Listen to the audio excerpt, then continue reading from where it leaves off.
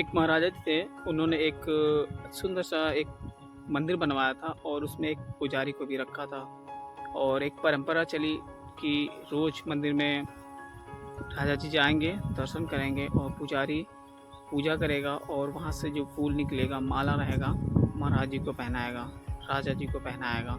तो होता क्या है कि ये परंपरा सदियों से चली आ रही थी। पुजारी की भी उम्र हो चली थी और राजा की भी उम्र हो चली थी, लेकिन ये परंपरा टूटी नहीं थी। एक दिन कुछ अजीब सा हुआ, महाराज मंदिर में नहीं आए और नहीं आने से पहले उन्होंने एक सेवक से संदेश पुजारी को भिजवाया था कि आज मैं मंदिर में नहीं आऊँगा। तो पुजारी को ये मैसेज मिला तो पुजारी थोड़ा सा चिंतित हुआ कि महाराज आज नहीं आने, लगता स्वस्थ हैं क्या। फिर परंपरा थी कि पूजा जब होता था, फूल चढ़ते थे तो भगवान के गले का फूल वो महाराज जी को दिया जाता था, वो उनको पहनते थे, फिर वो वापस अपने घर को जाते थे। उस दिन क्या हुआ कि महाराज नहीं आने वाले थे, तो जो माला निकलेगा वो पहनेगा कौन। तो पंडित जी की भी थोड़ी सी जो आत्मा है वो जाग गई कि आज महाराज नहीं आ रहे हैं, सदियों से मैं नहीं ये माला पहना हूँ, आज पहन के चेक करूँगा कि कैसा अनुभव होता है। और क्या करते हैं कि पंडित जी उस माला को पहनते हैं और बड़ा सुकून महसूस करते हैं। और तभी सेवक उधर आता है और बोलता है कि महाराज जी को अच्छा नहीं लग रहा है घर पे, वो मंदिर आना चाह रहे हैं। पुजारी जी की हालत तो ख़राब हो गई कि अभी अब क्या करें, माला तो मैंने पहन लिया है। तो उन्होंने क्या करा कि जो माला है उसको फिर वापस मूर्ति के अंदर यानी कि भगवान जी के गले में वापस पहना देते हैं और चुपचाप बैठ जाते हैं अपने पूजा वाले स्थान पे। महाराज आते हैं और वही माला जो पंडित जी ने अपने गले में पहना था, फिर भगवान जी के गले में पहनाया, वही माला फिर ये उतार करके महाराज जी को पहना देते हैं। और महाराज उसको देखते हैं और माला के अंदर उनको एक सफ़ेद सा बाल टाइप का दिख जाता है। फिर वो पुजारी जी से पूछते हैं कि पुजारी कहीं आपने इस माला को पहना तो नहीं था।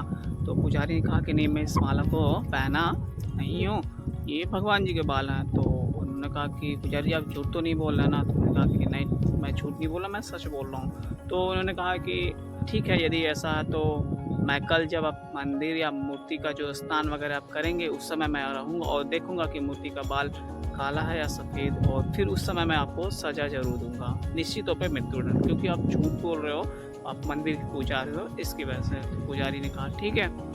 फिर शाम हुआ, पुजारी जी अपने सोने चले गए। अब पुजारी जी की फट पड़ी कि अब महाराज कल मुझे फांसी दे देंगे। रात भर पुजारी जी को नींद नहीं आया और 24 घंटा तो उनका हालत ही ख़राब रहा और रात भर वो भगवान जी को मनाते रहे कि हे प्रभु, हे परमात्मा, मेरी मदद करिए, नहीं तो सुबह मेरी जान चली जाएगी।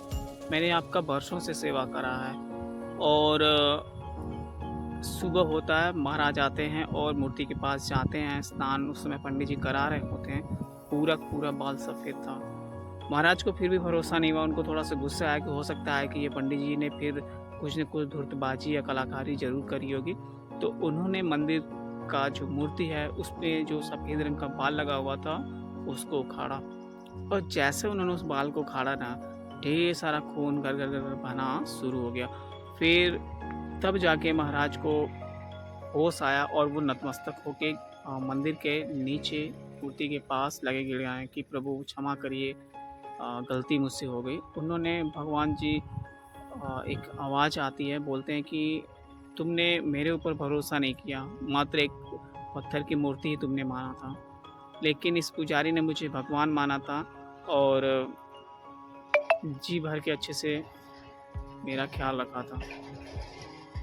तो मुझे तुम्हारी वजह से इस भक्त का जो है रक्षा करने के लिए मुझे आना पड़ा। तो क्लासिक कहानी का उद्देश्य यही है कि आप जब तक पत्थर की मूर्त मानोगे तो वो पत्थर का मूर्त ही रहेगा, जब तक उसमें आप भगवान जी को नहीं देखोगे आपको वो नहीं दिखेगा। साथ ही साथ कहना चाहेंगे कि नैया सब लोग यदि डुबोएंगे तो पार कौन लगाएगा, भगवान जी लगाएंगे। Have a nice day.